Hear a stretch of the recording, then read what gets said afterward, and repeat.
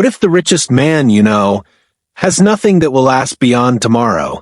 And what if the poorest man in your neighborhood possesses treasures that even death cannot take away?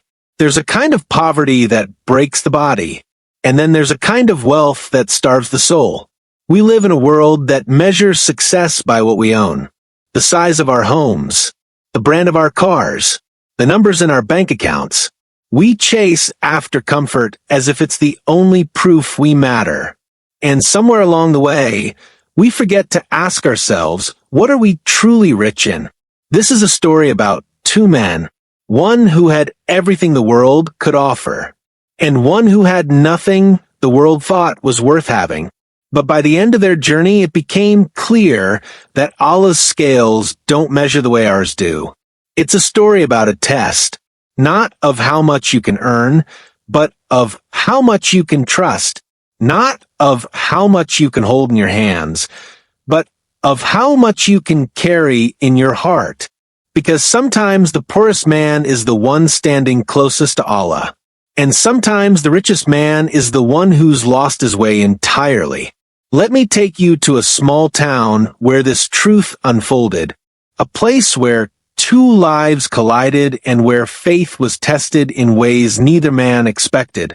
The town wasn't much to look at. Narrow streets, old buildings with chipped paint, a marketplace that came alive in the mornings and fell silent by dusk. It was the kind of place where everyone knew everyone, where your reputation followed you like your shadow, and where people measured each other quickly, sometimes too quickly. On the wealthier side of town lived a man named Rashid. Rashid owned land. He owned businesses. He owned respect, or at least he thought he did. His house was the biggest on the block. 3 stories, marble floors, a garden that was watered every day even when the rest of the town struggled during dry seasons. People greeted him with smiles. They asked for his advice. They borrowed money from him. And Rashid enjoyed it. He enjoyed being needed, being seen, being envied. But if you looked closely, really closely, you'd notice something. Rashid's smile never quite reached his eyes. His laughter was loud but short, and when he was alone, which wasn't often, there was a heaviness in his chest he couldn't name. He had everything, but something inside him felt empty. On the other side of town, in a part most people only passed through, lived a man named Yusuf. Yusuf's home was barely a home at all.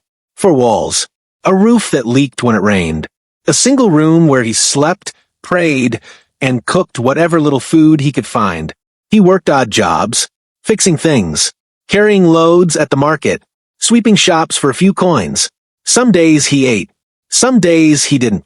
But Yusuf never complained. He had a way about him, a calmness. When he smiled, it was genuine. When he spoke, his words were soft but certain. And when he prayed, which he did 5 times a day without fail, there was a light in his face that no amount of money could buy. People in the town had different opinions about Yusuf. Some pitied him. Some ignored him. A few respected him quietly. But most didn't think about him at all. After all, what's there to notice about a man who has nothing? The test began on an ordinary day. Rashid had just closed a big deal. He'd bought another piece of land, expanded his wealth even further. That evening, as he sat in his grand living room counting his profits, he felt that familiar emptiness creep in again. He tried to push it away, tried to remind himself of all he had accomplished, but the feeling stayed. Around the same time, Yusuf was sitting on the steps outside his small home. He had worked all day and earned just enough for a simple meal. His body ached. His hands were rough. But as the call to Maghrib prayer echoed through the town, he stood up, made wudu with the little water he had, and prayed. And in that prayer, he felt something Rashid hadn't felt in years. Peace. It was during this time that something happened, something neither man expected. A severe drought hit the region. The rain stopped. The crops failed. Businesses began to struggle. People who once had steady incomes found themselves scrambling. And Rashid, for the first time in his life, felt the ground beneath him shake. His investments started to crumble. The land he bought, worthless without water. The businesses he funded, closing one by one. People who used to smile at him now avoided him. Those who borrowed money couldn't pay him back. And slowly, painfully, Rashid watched his wealth slip away. At first, he fought it. He worked harder. He made deals. He borrowed. He schemed. But nothing worked.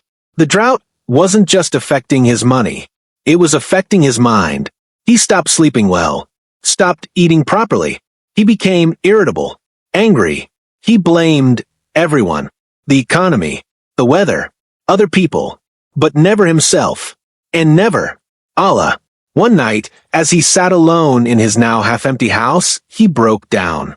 Not because he had lost money, but because he realized he had built his entire identity on something that could vanish. And now that it was gone, he didn't know who he was anymore. Meanwhile, Yusuf's life didn't change much. He was already poor. The drought made things harder, yes. Food was scarcer. Work was less. But Yusuf didn't panic. He didn't complain. He simply continued. He prayed. He trusted. He made dua. And whenever someone asked him how he was managing, he would smile gently and say, Allah is sufficient for me. People thought he was naive. Some thought he was foolish. How could a man with nothing be so calm? How could someone who had every reason to despair still have hope? But Yusuf understood something that Rashid had forgotten. He understood that provision doesn't just come in the form of money. That wealth isn't only what you hold.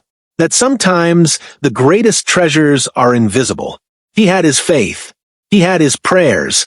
He had a heart that was content with whatever Allah decreed. And in those things, he was richer than any man in town. As the drought continued, the town began to change. Neighbors who once competed started helping each other. Families shared meals. The wealthy, or what was left of them, began to remember humility. And in the middle of it all, two men stood at opposite ends of a lesson they didn't yet fully understand. Rashid, who had everything, was falling apart. Yusuf, who had nothing, was holding steady. And soon, their paths would cross in a way that would change both of their lives forever. The turning point came on a Friday afternoon. The sun was unforgiving. The heat pressed down on the town like a weight no one could lift. The marketplace, usually bustling, was quiet. People moved slowly, conserving energy, conserving hope. Rashid had reached his lowest point. He had sold almost everything. The grand house was empty now. Most of the furniture was gone. The garden had dried up. His so-called friends had disappeared. And the respect he once commanded? It evaporated the moment his money did. He hadn't prayed in months, maybe longer. He told himself he was too busy, too stressed, too angry. But the truth was, he had forgotten how. He had spent so many years relying on himself, on his wealth, on his plans, that turning to Allah felt foreign. It felt like admitting defeat. That Friday, something inside him cracked. He couldn't stay in that empty house anymore. He couldn't sit with his thoughts. So he walked.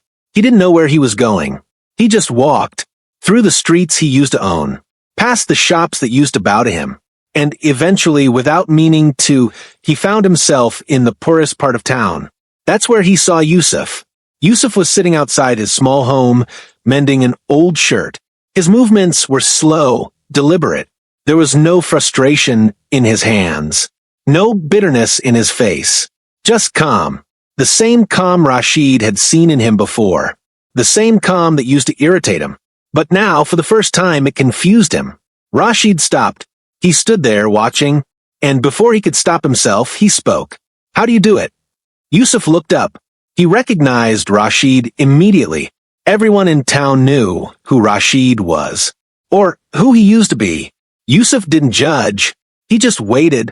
Rashid's voice was rough, barely holding together. How do you sit here like this, with nothing, with less than nothing, and still look peaceful? Yusuf set down the shirt. He gestured to the step beside him. Sit, brother. Rashid hesitated, but his legs were tired. His soul was tired. So he sat. For a moment, neither of them spoke. The silence wasn't uncomfortable. It was the kind of silence that happens when two people are standing at the edge of something real. Finally, Yusuf spoke. His voice was soft, like he was sharing a secret. You think I have nothing, don't you? Rashid didn't answer. He didn't need to. Yusuf smiled faintly. I used to think that too. A long time ago. I used to look at men like you, men with money, with status, with security, and I thought, that's what it means to be blessed. I thought Allah's mercy was measured by what I could see, what I could touch. He paused, looking up at the sky, but then I lost even the little I had. My father passed away. My mother followed soon after.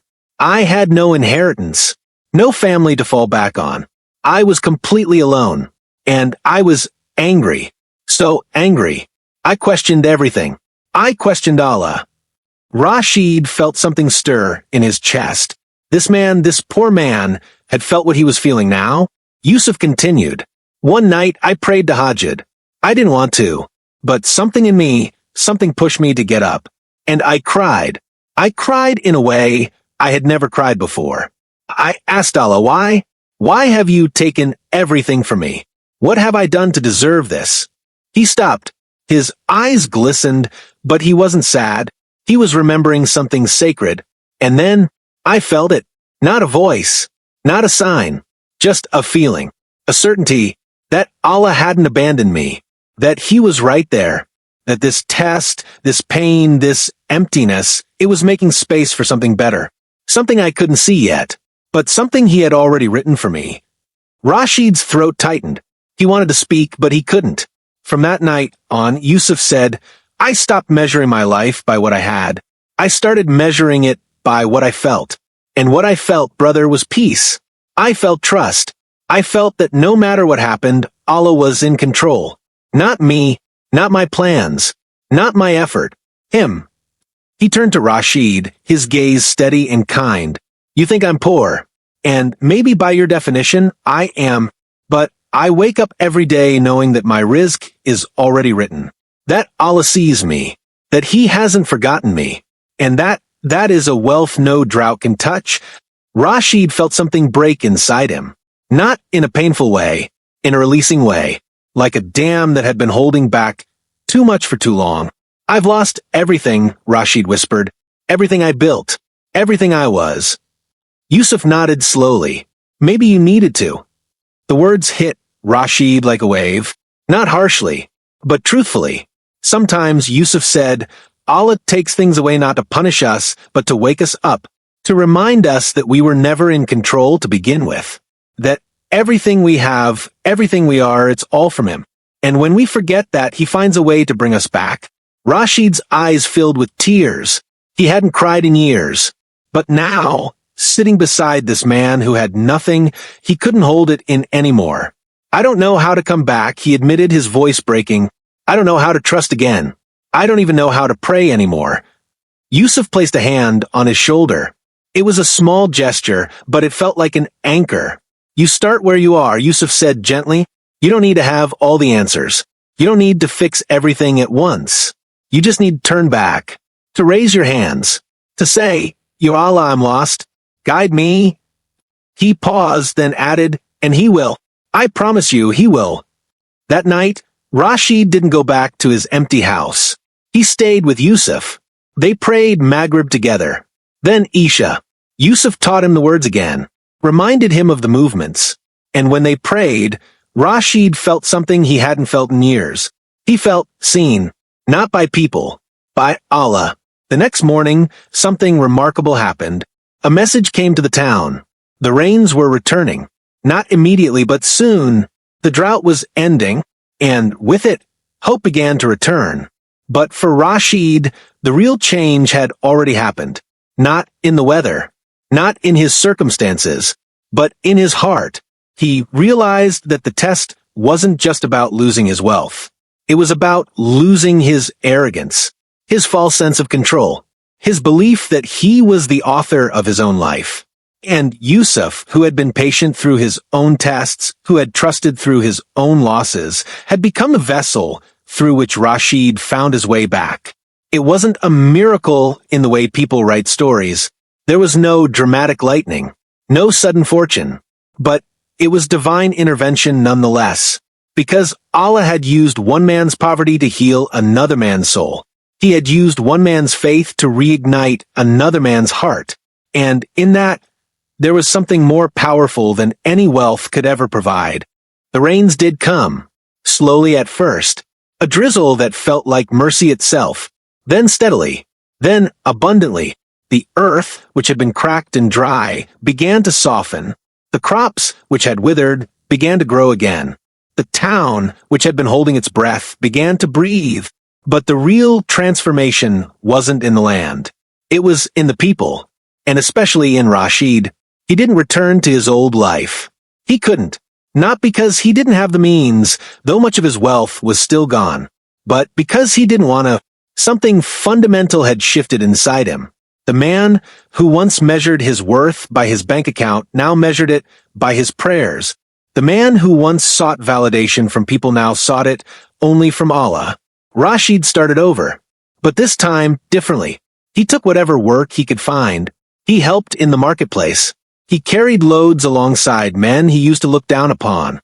And he did it with humility, with gratitude, because he finally understood that every provision, no matter how small, was a gift.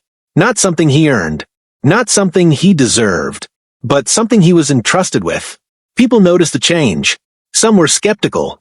They whispered that it wouldn't last, that once his money returned, he'd go back to being the man he was. But as weeks turned into months, those whispers faded. Because Rashid's transformation wasn't an act. It was real. He began to pray regularly. Not just the obligatory prayers, but tahajjud. He would wake in the last third of the night when the world was still and silent and pour his heart out to Allah. He would ask for forgiveness, for guidance, for contentment, and slowly, steadily, he felt his heart healing in ways he didn't think were possible. Yusuf and Rashid became close, not in the way of master and student, but as brothers. They would sit together after far, watching the sun rise, talking about faith, about patience, about the mystery of Allah's plan. Yusuf never preached, he simply lived, and in his living, Rashid learned more than any lecture could have taught him. One day, as they sat together, Rashid asked a question that had been weighing on him. Why do you think Allah allowed me to lose everything? Yusuf was quiet for a moment. Then he said, maybe because you needed to find something more important. Rashid looked at him, waiting. You had wealth, Yusuf continued, but you didn't have peace. You had respect, but you didn't have faith. You had everything the world told you to want, but you didn't have what your soul actually needed. He paused, then added softly, Allah doesn't take things from us to harm us. He takes things from us to save us. Sometimes from the world, sometimes from ourselves. Those words settled into Rashid's heart like seeds in fertile soil. As time passed, Rashid's circumstances did improve, not back to where they were, but enough. He rebuilt slowly, carefully, but this time he built differently. He gave more. He helped more. He remembered that everything he had was temporary, that the only thing that would last beyond this life was what he did for the sake of Allah. He started giving sadaqah regularly. Even when he had little, he gave, because Yusuf had taught him something powerful, that rizq doesn't decrease by giving, that Allah's provision isn't limited by what we can see, that sometimes the very act of giving opens doors we didn't even know existed. And it did. Opportunities came that Rashid never expected. People sought his help not for his money, but for his character. And this time, the respect he received wasn't built on fear or envy. It was built on trust, on sincerity. But the most profound change was this: Rashid was no longer afraid. He wasn't afraid of losing. He wasn't afraid of not having enough. Because he finally understood what Yusuf had known all along, that the greatest wealth isn't in your hands. It's in your heart. It's in your connection to Allah. It's in your ability to be content with His decree, even when you don't understand it. Yusuf, for his part, remained as he always was. Simple, humble, content. His circumstances improved slightly with the rains, but not dramatically. And he didn't need them to. Because his richness was never tied to what he owned. It was tied to what he believed. The two men became a living example in that town. A reminder that Allah's scales are not like ours. That success in His eyes isn't measured by status or wealth. It's measured by faith, by patience, by trust, by how you respond when everything is taken away. And the people in the town began to see it. Slowly, hearts began to soften. Priorities began to shift. The drought had been a test for all of them. And while not everyone learned the lesson, those who did found themselves richer than they had ever been. Because they learned what Rashid learned. What Yusuf always knew.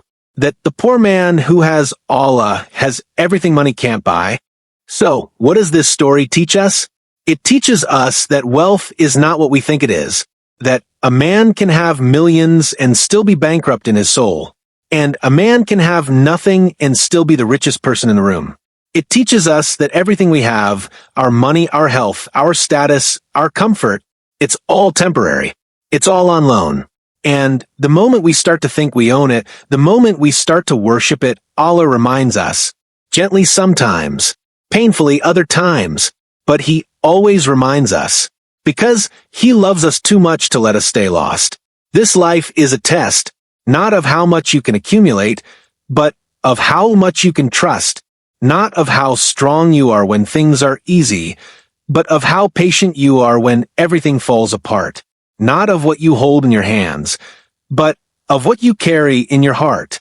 And the truth is, brothers and sisters, we will all face a moment like Rashid's. A moment when something we relied on is taken away. A job, a relationship, our health, our security. And in that moment, we have a choice. We can break, or we can turn back to Allah. We can question His wisdom, or we can trust His plan. We can despair, or we can remember that He never gives us a burden greater than we can bear. Yusuf's life is proof of that. He had nothing, but he had everything that mattered. He had Sabr. He had Tawakkul. He had Aman. And because of that, he lived with a peace that no amount of money could ever buy. So, the question for us is simple. What are we rich in? Are we rich in gratitude? Or are we always complaining? Are we rich in faith? Or do we only turn to Allah when we need something? Are we rich in contentment?